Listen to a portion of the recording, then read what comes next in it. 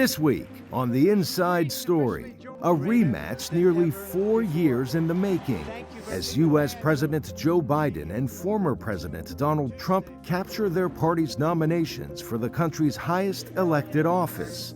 Plus, we honor International Women's Month and bring you our continuing coverage of the crisis in Gaza. Now, on The Inside Story, USA Votes 2024.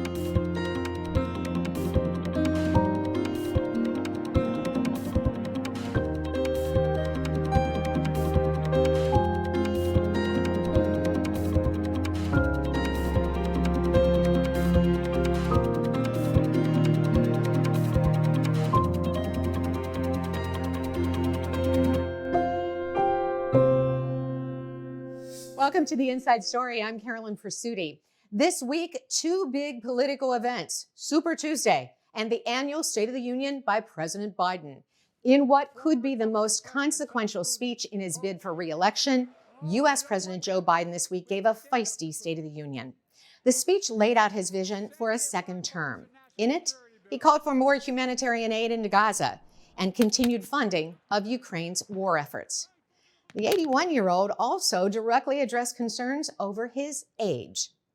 VOA's White House Bureau Chief Patsy Widakuswara has more. Mr. Speaker, the President of the United States. Like many American presidents in the last year of their first term, President Joe Biden delivered his State of the Union address with a key goal in mind: to convince the American people he deserves 4 more years. Tonight, we can proudly say the state of our union is strong and getting stronger. He addressed voters' concerns about his age and mental acuity, turning it into an attack against former President Donald Trump, the presumptive Republican nominee he's likely to face in the November election. The issue facing our nation isn't how old we are, it's how old our ideas. Hate, anger, revenge, retribution are the oldest of ideas. But you can't lead America with ancient ideas. While it's not technically a campaign speech, Biden had a clear message to voters. Trump is a dire threat to democracy. The president invoked the January 6, 2021 storming of the U.S. Capitol by Trump supporters seeking to overturn Biden's victory in the 2020 election. My predecessor and some of you here seek to bury the truth about January 6th. I will not do that. As Israel's military campaign raged in Gaza, Biden announced a dramatic measure to deliver much-needed aid for Palestinians. Tonight, I'm directing the U.S. military to lead an emergency mission to establish a temporary pier in the Mediterranean on the coast of Gaza that can receive large shipments carrying food, water, medicine, and temporary shelters.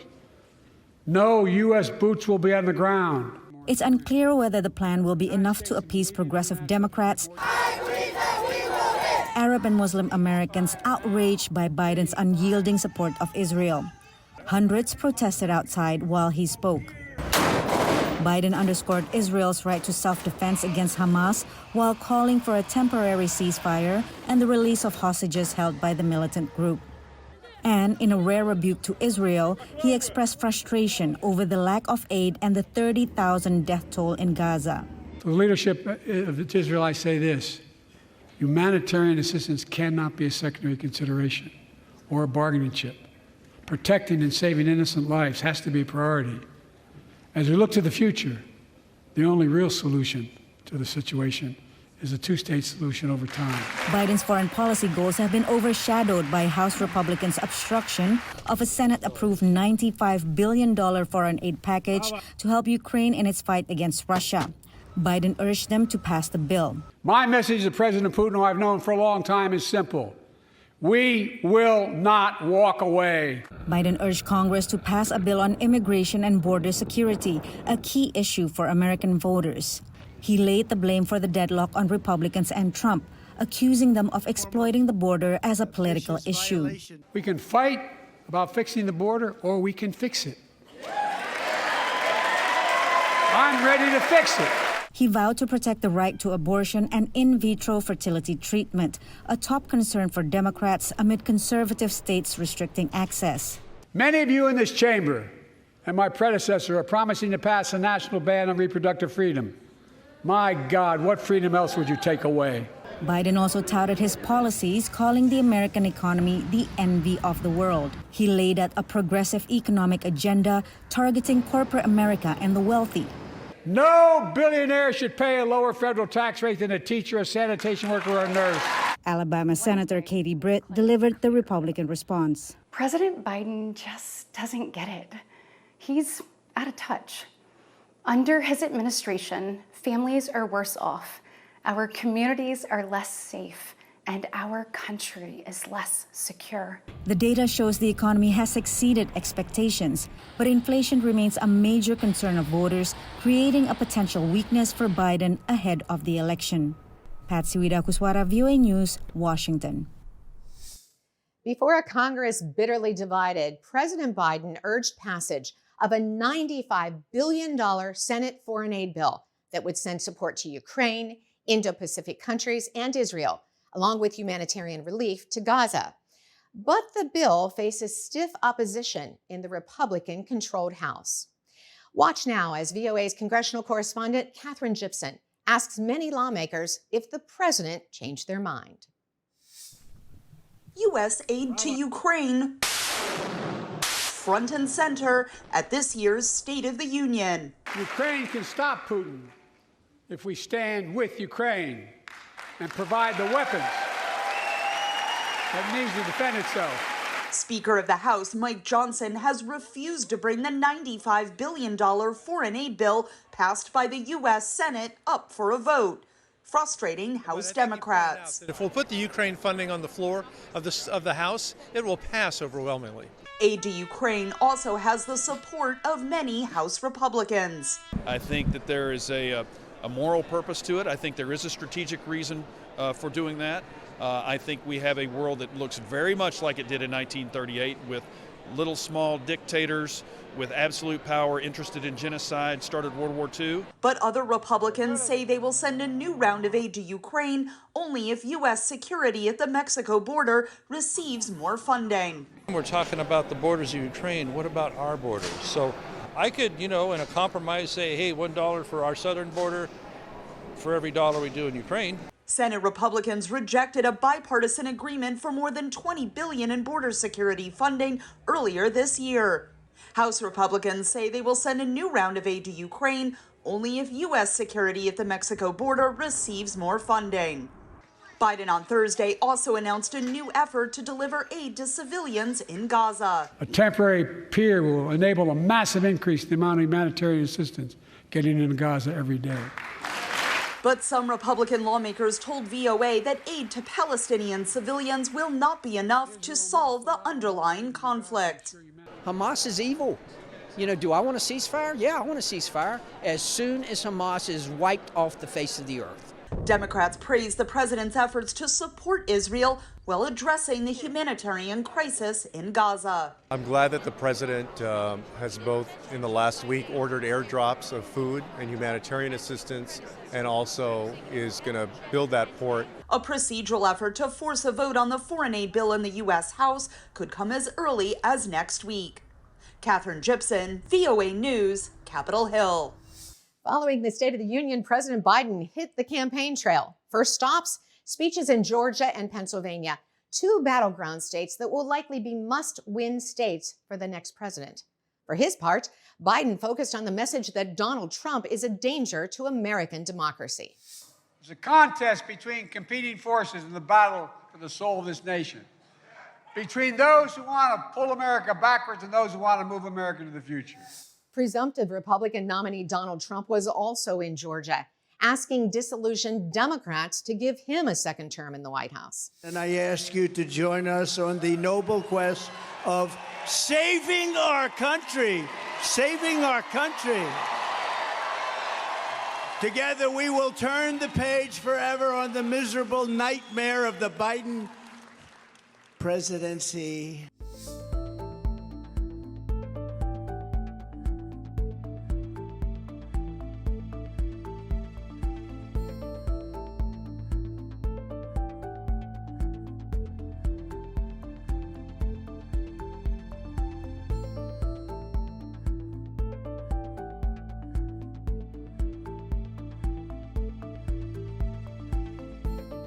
Now, let's turn our attention to Arab Americans who are closely watching President Biden as he navigates a delicate balance between supporting Israel and providing aid to Gaza.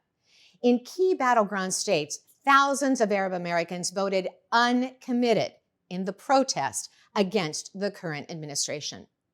VOA's Dora McQuarr is on the ground in Michigan, where the Arab American population is the largest in the country.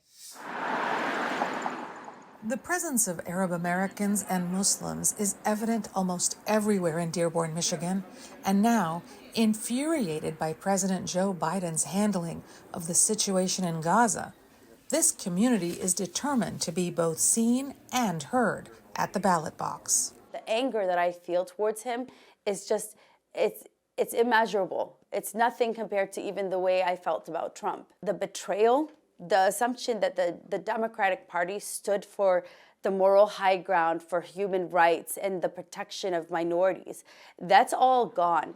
Lookman helped lead the charge to vote uncommitted in last month's Michigan primary. It's an effort to signal President Biden that he risks losing the Arab American vote in a key battleground state. Most Arab Americans are registered as Democrats, about 2-to-1 Democrat to Republican. Middle East politics definitely play a role in the majority of Arab American and Muslim voters and how they make their final decisions when it comes to voting. Donald Trump won Michigan in 2016 by under 11,000 votes. 4 years ago, Biden won the state by about 120,000 votes. There were an estimated 200 to 300,000 Arab Americans in the state, although not all are eligible to vote. I think there's a reason why we're focused on the Arab Americans in Michigan, because it's kind of, they have almost exactly the number of votes to change the election result. Gaza's health ministry says more than 30,000 Palestinians have been killed in Israel's offensive.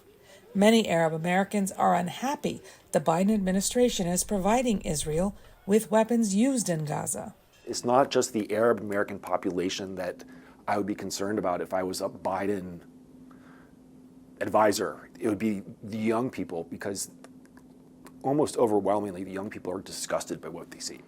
After the Michigan primary, a Biden campaign spokesperson said the president hears the voters participating in the uncommitted campaigns and that he shares their goal for a just, lasting peace. Dora McQuarr, VOA News, Dearborn, Michigan.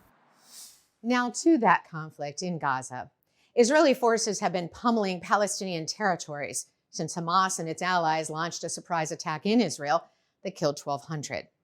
That shadow of war is on the minds of all Muslims as they begin the holy month of Ramadan. Emotions run hot, especially in East Jerusalem at the Al-Aqsa Mosque, Islam's third holiest site. That's where we find VOA's Linda Gradstein. Usually during Ramadan, Palestinian Muslims celebrate with festive communal meals at night after a day of fasting. But there is little feeling of celebration about this year's holiday, set to begin on March 10th amid the Israel-Hamas war in Gaza. More than 30,000 Palestinians have been killed by Israeli troops in Gaza, according to the Hamas-affiliated health ministry. There is general unrest here and all over the world about what is happening now while the war is going on in Gaza. You have seen how demonstrations are waged all over the world demanding a ceasefire. We have seen how a young man in America has burnt himself protesting what is going on in the Gaza Strip. What we hope is that a ceasefire will be established, and especially before Ramadan. Jerusalem's Al-Aqsa Mosque is considered the third holiest site in Islam after Mecca and Medina. Hundreds of thousands of Palestinians pray at the mosque on Ramadan. Sheikh Hussein says prayer at Al-Aqsa is important for all Muslims during Ramadan. The Aqsa Mosque is connected to Islamic belief. People pray at the Aqsa Mosque because prayers there are considered more than any other prayers. You are viewed in the eyes of God as extremely devout, and the rewards are viewed as much more than any other place. The Al-Aqsa compound is also holy to Jews who know it is the Temple Mount and the site where the first two Jewish temples were built and later destroyed. It is situated just above the Western Wall, Judaism's holiest site. Al-Aqsa has often been the site of violent clashes between Palestinians and Israeli security forces and Palestinian attacks against Jewish worshippers at the Western Wall below. In fact, Hamas named its October 7th attack against Israel, which sparked the current war in Gaza, the Al-Aqsa flood. Israeli hardline National Security Minister Itamar Ben-Gvir has called for a restriction on the number of Palestinians allowed to enter Al-Aqsa during Ramadan. But so far, he has been overruled by the heads of the Israeli security forces, who say such restrictions will provoke violence. Palestinian analysts agree. In 2021, we saw how the restrictions and how the impediments placed on worshippers by the Israelis led to clashes. If Netanyahu continues with his policies of following the policies of Ben-Gvir, we will see the same process. Near Al-Aqsa, people say they look forward to Ramadan despite security concerns. We don't want any problems, to die anyone, to injure anyone. Just we want to have peace, Ramadan. I pray here first for the reward from God. Every prayer in Al-Aqsa is rewarded with 500 prayers in the eyes of God. Second, if I and others don't go, we will leave Al-Aqsa empty, and they will come and take it. Israel does not allow young Muslim men to pray at Al-Aqsa even during Ramadan, citing concerns they will clash with Israeli security forces. The police also say they will probably restrict the number of all West Bank Palestinians allowed into Jerusalem during this tense period. Linda Gradstein, VOA News, Jerusalem. Immigration and the U.S. southern border will be major issues in this year's election. But that's not where the story begins for many migrants. The dangerous Darian Gap is a narrow strip of land, basically a jungle, connecting Colombia and Panama in Central America. Panamanian officials say more than 100,000 children passed through there last year to reach the U.S. That's 3 times as many as the year before. For VOA, Austin Landis takes us to the start of the journey to hear their stories.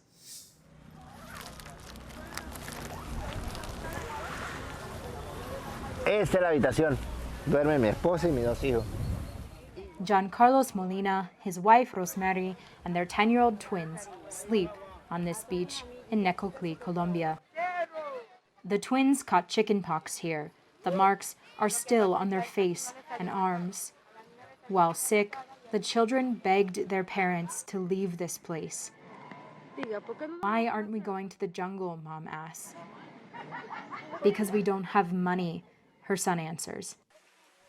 After a month living like this, they began to sell coffee to other migrants. They save little by little, with cups that cost 25 cents, plus cigarettes and candy. Food is often an afterthought. Sometimes to save, because eating here is expensive. We try to eat very little. The kids eat well, but we try to cut down. Not to mention, there is the worry, the stress, work. They don't have enough cash to continue on through the Darian Gap, a dense stretch of jungle that migrants must pay $350 to cross in order to reach Panama and continue north toward the United States border. Panamanian authorities estimate more than 113,000 children crossed the Darian Gap last year. Children are more vulnerable to the health risks of migration and living outdoors with limited access to hygiene and clean water. On Necoclí's beaches, it's in plain view. Skin rashes, sunburn, infections, diarrhea, and respiratory viruses are also common. VOA went with Red Cross staff as they evaluated the cases of children living on the sand. Try to give him the medicine as it indicates there on the medical formula, okay? If you see there's no improvement, take him in again. The Red Cross estimates its workers attended to nearly 6,000 children here in 2023. And that's before the jungle, where organizations have no reach. At least 13 children died or went missing in the Gap in 2022, according to the International Organization on Migration. In the jungle, these people find highly dangerous animals. Also people who seek trafficking or are perhaps outside the law or recruiting boys and girls.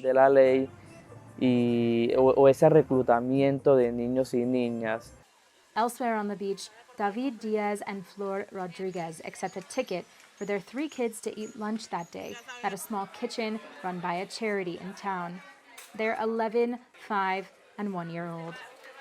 An organization called Compartir, which in Spanish means to share, works with local Catholic nuns to offer meals twice a week. Children go first, as other hungry people wait eagerly in line. They can only serve about 150 people because funding is limited. Diaz and Rodriguez left Venezuela just 5 months ago. He worked as a radio broadcaster for various stations, but earned about $10 a month, not enough to buy food. They know this trip in the jungle could be risky with young children. At night, the family sets up their tent, one for all 5 of them. They also don't have enough money to continue and say they might go back to the big city of Medellin to work, then try again. In the morning, hundreds of others pack up their tents, their belongings and cell phones in plastic. They board boats to cross over to the jungle. Their passage is already paid to smugglers who will guide them through the Darian Gap and onward toward the United States. Austin Landis, VOA News, Necoclí, Colombia. It's March, which means we're celebrating International Women's Month, having just observed International Women's Day on the 8th. All over the world, women are doing great things, but you already knew that, right? Many were honored by the White House for defending human rights. VOA correspondent Veronica Balderas Iglesias has the highlights from the 2024 International Women of Courage Awards. With First Lady Jill Biden and U.S. Secretary of State Antony Blinken as the hosts, a ceremony Monday at the White House honored the winners of the 2024 International Women of Courage Awards. They're advocating for domestic workers in Bangladesh and people with disabilities in Afghanistan. They're exposing corruption in Uganda, combating sexual harassment in Japan, standing up for the children of wartime rape in Bosnia and Herzegovina, fighting for democracy in Belarus. Lifting the voices of courageous women like those of this year's honorees is of special importance, said the First Lady. Your great acts of courage can inspire others to perform their own, big and small. It's a song of the future reverberating through us, so we too can speak out and be the seekers of justice, the defenders of freedom. Among the honorees was Iranian activist Fariba Baloch. Baloch was featured in a VOA documentary. She's a member of the marginalized Baluchi ethnic group and has shed light on the human rights crisis in Iran's Sistan and Baluchistan province, despite facing intimidation. Gambian honoree Fatou Balde spoke about her own fight to end female genital mutilation. Eliminating FGM in 2030 is a specific target of the Global United Nations Sustainable Development Goal 5. Yet, in 2024 alone, there are 4.4 million girls at risk of female genital mutilation globally. While 11 women were honored in person, the Cuban government prevented dissident Marta Beatriz Roque Cabello from leaving the island to receive her award. The work of 9 women from Nicaragua who were part of a group of political prisoners released there last year was also recognized in absentia by White House Director of Political Strategy and Outreach, Amy Reese.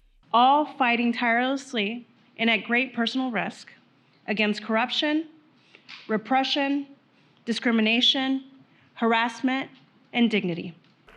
During their stay in the United States, the award winners will not only participate in high-level policy meetings and public speaking events, but also travel to Los Angeles to meet and work with American counterparts.